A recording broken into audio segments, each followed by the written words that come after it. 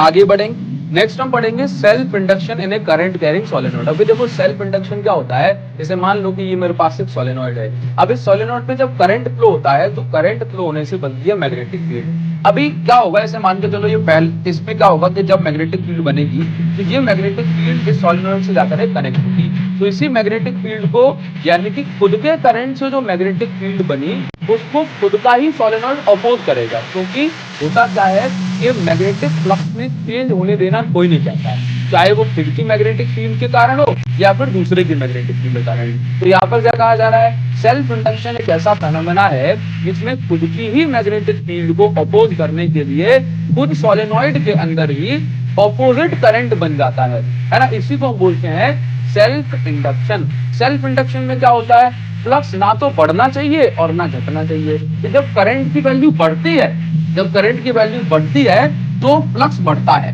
तो ऐसे कंडीशन में जो करंट होगा वो ऑपोजिट डायरेक्शन में बनेगा मेन करंट की। लेकिन जब करंट की वैल्यू घटती है ना, जैसे हम सर्किट को सडनली ऑफ करते हैं, तो ऐसी कंडीशन में फ्लक्स डिक्रीज होगा।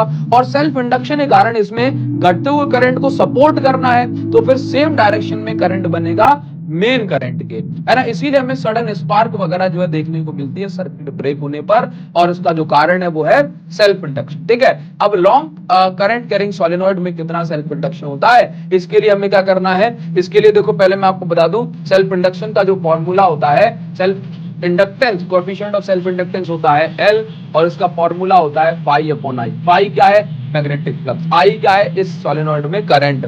ठीक है, देखो सबसे पहले ये मेरे पास एक सोलेनोइड होगा जिसमें करंट फ्लो हो रहा है आई, इस सोलेनोइड की लेंथ है L, और इसका जो एरिया ऑफ क्रॉस सेक्शन है ये है A। इसके अंदर हम बात करें 1 सेंटीमीटर में n नंबर ऑफ टर्न्स हैं, जिसको हमने बोला टर्न डेंसिटी। तो टोटल नंबर ऑफ टर्न्स हो जाएंगी कैपिटल N, उसकी वैल्यू होगी n into L।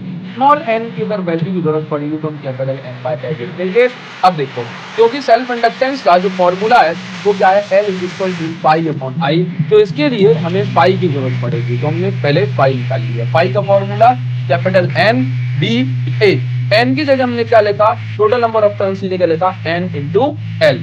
B क्या है, B मैग्नेटिक फील्ड, और मैग्नेटिक फील्ड कौन बना रहा है, सोलेनोइड। इसकी जगह हमने लिखा म्यू नॉट एम आई, और A की जगह हमने लिखा A। तो इस प्रकार से जो फ्लक्स का फॉर्मूला बना that is mu naught n square I L A.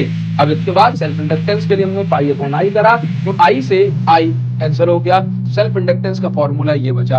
अब स्मॉल n की जगह हम कैपिटल N बाय L लिख सकते हैं। तो कैपिटल N बाय L लिखेंगे तो हमारे पास देख रहे हो ये बचेगा, यहाँ से L स्क्वायर से L कैंसिल हो जाएगा, और सेल्फ इंडक्टेंस का जो फॉर्मूला है वो ये आ गया। तो यहाँ पर हमें ये देखने को मिला कि self inductance is inversely proportional to length of solenoid. मतलब सोलेनोइड की लेंथ जितनी बढ़ती चली जाएगी सेल्फ इंडक्टेंस की वैल्यू उतनी ही घटती चली जाएगी, है ना। अगर आपने इसके अंदर कोई सॉफ्ट आयरन की कोर इंसर्ट कर दी, जैसे कि आप यहाँ पर म्यू आर का फिर इंटू कर सकते हैं, सॉफ्ट आयरन की कोर इंसर्ट कर दी तो फिर जो सेल्फ इंडक्टेंस है वो बढ़ जाएगा। ठीक है, तो ये फैक्टर्स हैं जिन पे डिपेंड कर रहा है। ठीक, आगे बढ़ेंगे। नेक्स्ट जो फेनोमेना है दैट इज म्यूचुअल इंडक्शन।